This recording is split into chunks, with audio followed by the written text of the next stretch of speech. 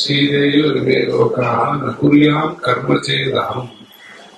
அவர் கிருஷ்ணர் சுவாமி, அவரு இதெல்லாம் பூஜை புரஸ்காரம் இதெல்லாம் பண்ணணும்னா அவரு பண்ணினார். அவதாரத்துல அவரும் பண்ணினார்.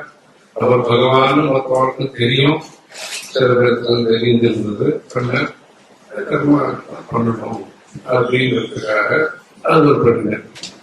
இதே மாதிரி ஆகாரங்கள் சாத்விகம், ராஜசம், தாமசம், ஆலோசனையே எப்படி இதெல்லாம் சொல்லி இப்படியாக விஸ்வரூபத்தையும் தரிசனத்தை கொடுத்து தேவையோ ரூபேண சதுர்புஜேன சஹஸ்ரபாஹோ பரமேஸ்வரமூர்த்தி தவ சௌமியம் ஜனார்தன இதானீமஸ்மி சம்வருத்தா சச்சேதா பிரகதிங்கதா.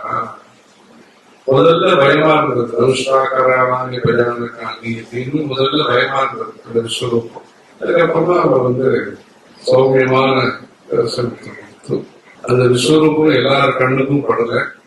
திவ்யம் ததாமிதே சக்ஷு கஷ்யமே ரூபமேஸ்வரம். திவ்ய சக்ஷுஷ அந்த நேரத்துக்கு பார்க்கறதுக்கு வேண்டிய சக்தியை அவர் கொடுத்ததுனால அர்ஜுனால அந்த பகவானுடைய இந்த வியாபகமான ரூபத்தை பார்க்க முடிஞ்சது. இப்படி சனாதன தர்மத்தினுடைய நம்பிக்கைகள் இருக்கும். அதாவது ஞானம் வந்தாலும் சம்சாரத்தில் இருக்கும் போது அனுஷ்டானம் பண்றதுக்கு இருக்கும். ஜனங்கள் அனுஷ்டானம் பண்றாங்க, முக்கியமான என்னெல்லாம் பண்ணுவாங்களோ அதை பார்த்து ஜனங்களும் நல்ல காரியங்களை பண்ணுவாங்க. ஒவ்வொரு ஜென்மாக்கள்னு ஒவ்வொரு விதமா ஜென்மாக்கள்னு உண்டு.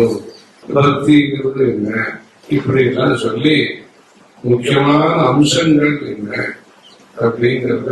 அதே மாதிரி அவர் முதல் அத்தியாயத்துல சில சந்தேகங்கள் அவருக்கு இருந்தது. அந்த சந்தேகத்தெல்லாம் போக்கி வாழ தெரிஞ்ச வழக்காடு, வாழ சொல்லிய வழக்காடு அப்படின்லாம் சொல்லி இப்படி சம்சார ஜீவிதத்திலையும் ஞான மார்க்கத்தை உத்தேசிச்சு நம்ம எப்படி தயார் பண்ணிக்கிறோம்ங்கிறதுக்கு இந்த பகவத்கீதை அது ஒரு சப்த சக்தி.